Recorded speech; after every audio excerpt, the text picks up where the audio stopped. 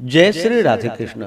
आप सभी का आपके अपने YouTube channel V K Mishra present में बहुत बहुत स्वागत है। आइए आज आप सब सुनेंगे भाद्रपद मास शुक्ल पक्ष गणेश चतुर्थी व्रत की कथा। भाद्रपद मास शुक्ल पक्ष की चतुर्थी तिथि के दिन मध्याह्न काल के समय में भगवान गणेश जी का प्राकट्य हुआ था। इसलिए इस दिन को भगवान गणेश जी के जन्मदिन के रूप में मनाया जाता है तथा भाद्रपद शुक्ल पक्ष चतुर्थी से लेकर के 10 दिनों तक भगवान का पूजन चलता है और अनंत चतुर्दशी तिथि के दिन जाकर के विसर्जन किया जाता है। जो भी भक्त सच्ची श्रद्धा के साथ नियम और निष्ठा के साथ भाद्रपद मास शुक्ल पक्ष की चतुर्थी का व्रत धारण करते हैं तो इस व्रत के प्रभाव से व्यक्ति की सभी कामनाएं पूर्ण होती है, सभी प्रकार के दुख और क्लेश दूर होते हैं तथा सभी प्रकार के संकटों का नाश होता है। भाद्रपद शुक्ल पक्ष चतुर्थी तिथि के दिन इस दिन चंद्र दर्शन का निषेध माना गया है। इस दिन भूलकर भी चंद्रमा का दर्शन नहीं करना चाहिए, इससे झूठा कलंक लगता है। अगर भूलवश चंद्रमा का दर्शन हो जाए तो ऐसे में श्यामंतक मणि कथा को अवश्य ही श्रवण करनी चाहिए, तभी जाकर के चंद्र दोष का निवारण हो पाता है। तो आइए सुनते हैं भाद्रपद मास शुक्ल पक्ष की गणेश चतुर्थी व्रत की कथा। तो बोलिए प्रेम से भगवान गणेश की जय, भगवान भोलेनाथ की जय, माता पार्वती की जय, सर्वदेवी देवता की जय।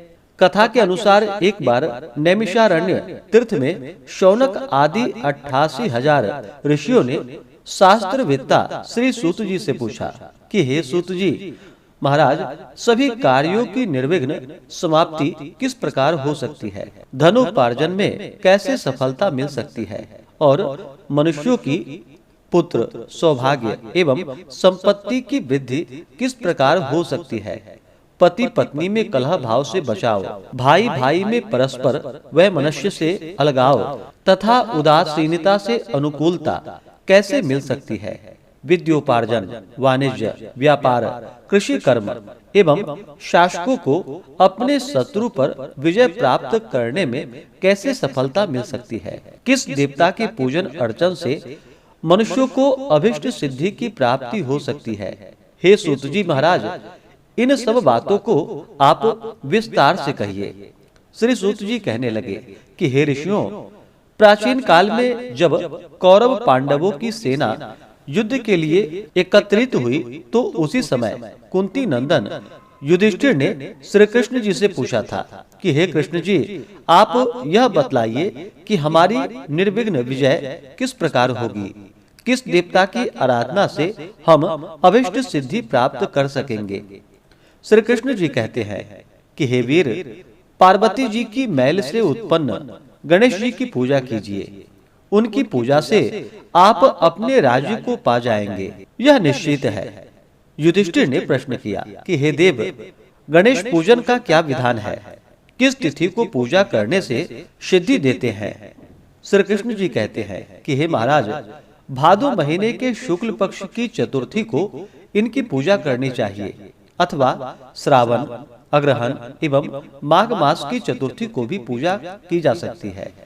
हे राजन, यदि आप में श्रद्धा भाव हो तो भादो शुक्ल चतुर्थी से ही गणेश जी की पूजा प्रारंभ कीजिए।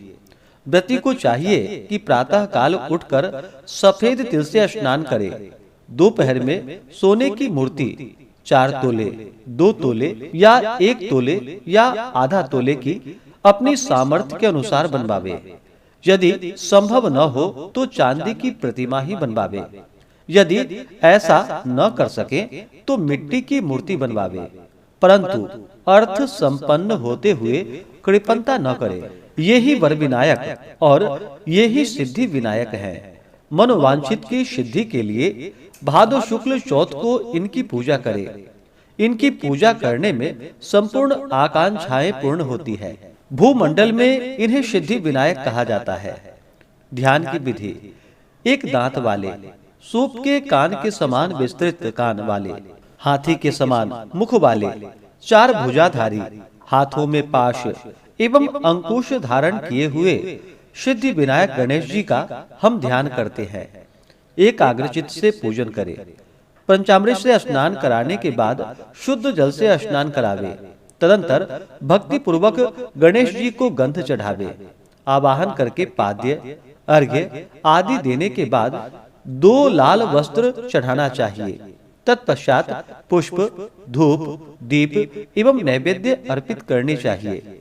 फिर पान के ऊपर कुछ मात्रा में सोना रखकर अथवा रुपया, अठन्नी आदि चढ़ावे। इसके बाद गणेश जी को 21 दूब चढ़ावे। इन नामों के द्वारा भगवान गणेश जी का भक्ति पूर्वक पूजा दुर्वा से करे कि हे गणाधीप, हे उमापुत्र, हे पाप के नाशक, हे विनायक, हे ईश्वर नंदन, हे सर्व सिद्धिदाता, हे एक दंत, हे गजमुख, हे मूषक वाहन, हे स्कंद कुमार के ज्येष्ठ भ्राता, हे गजानन महाराज, मैं आपको प्रणाम करता हूँ। रोरी, पुष्प एवं अक्षत के साथ 2-2 दूब लेकर प्रत्येक नाम का उच्चारण करते हुए अलग अलग नामों से दूब को अर्पित करे। हे देवादिदेव, आप मेरे दूब को स्वीकार कीजिए। मैं आपकी बारंबार विनती कर रहा हूँ। इस प्रकार भुना हुआ गेहूं और गुड़ अर्थात गुड़ धनिया जो गणेश जी को परम प्रिय है वह चढ़ावे। इसके बाद शुद्ध घी में निर्मित 21 लड्डू हाथ में लेकर हे कुरुकुल प्रदीप कह करके गणेश जी के आगे रख दे। उसमें से 10 लड्डू ब्राह्मण को दान कर दे और 10 लड्डू अपने भोजन के निमित्त रख ले। शेष लड्डू को गणेश जी के सामने नैवेद्य के रूप में पड़ा रहने दे। स्वर्ण प्रतिमा भी ब्राह्मण को दान दे दे। सभी कर्म करने के बाद अपने इष्ट देव का पूजन करे। तदंतर ब्राह्मण को भोजन करा के स्वयं भोजन करे। स्मरण रहे कि उस दिन मूंगफली, वनस्पति, बर्रे आदि के तेल का व्यवहार न करे।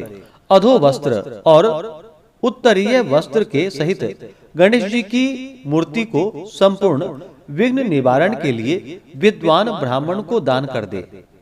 हे धर्मराज युधिष्ठिर, इस प्रकार गणेश जी की पूजा करने से आप सभी पांडवों की विजय होगी।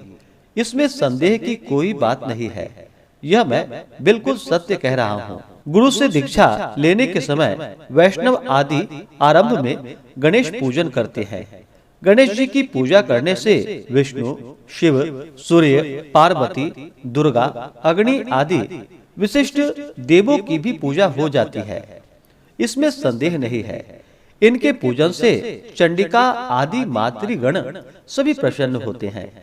हे ऋषियों, भक्ति पूर्वक सिद्धि विनायक गणेश जी की पूजा करने से उनकी कृपा के फलस्वरूप मनुष्यों के सभी कार्य पूर्ण होते हैं। भाद्र शुक्ल गणेश चतुर्थी की पूजा शिवलोक में हुई है।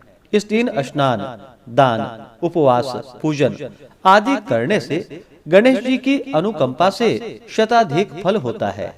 हे युधिष्ठिर, इस दिन चंद्र दर्शन का निषेध किया गया है।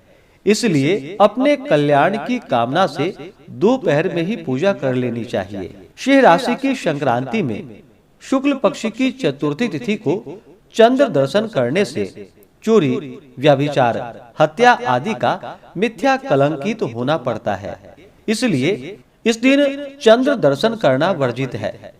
यदि भूलवश से चंद्र का दर्शन हो जाए तो ऐसा कहें कि सिंह ने प्रसेनजीत को मार डाला और जाम्बवान ने सिंह को यमालय भेज दिया। हे बेटा, रो मत, तुम्हारी श्यामंतक मणि यह है, ऐसा कहना चाहिए। इसके बाद फिर श्यामंतक मणि की कथा का श्रवण करना चाहिए। इस प्रकार से जो भी भक्त सच्ची श्रद्धा के साथ व्रत को धारण करते हैं तो भगवान गणेश जी की कृपा से उनके सभी प्रकार के मनोरथ की सिद्धि होती है। तो बोलिए प्रेम से भगवान गणेश की जय, भगवान भोलेनाथ की जय, माता पार्वती की जय, सर्व देवी देवता की जय। तो आशा करता हूँ कि यह जानकारी आपको अच्छा लगा हो। इसी प्रकार से ज्ञानवर्धक जानकारियाँ प्राप्त करते रहने के लिए, व्रत पूजा के बारे में जानने के लिए, कथा को सुनने के लिए चैनल पे अगर आप पहली बार आए हैं तो चैनल को लाल बटन दबा करके सब्सक्राइब करें, साथ में बेल आइकन घंटी को दबाएं ताकि आने वाली वीडियो का नोटिफिकेशन आपको समय से मिलता रहे। वीडियो को लाइक करें, शेयर करें। सुखी रहें और स्वस्थ रहें। जय श्री राधे कृष्ण। धन्यवाद।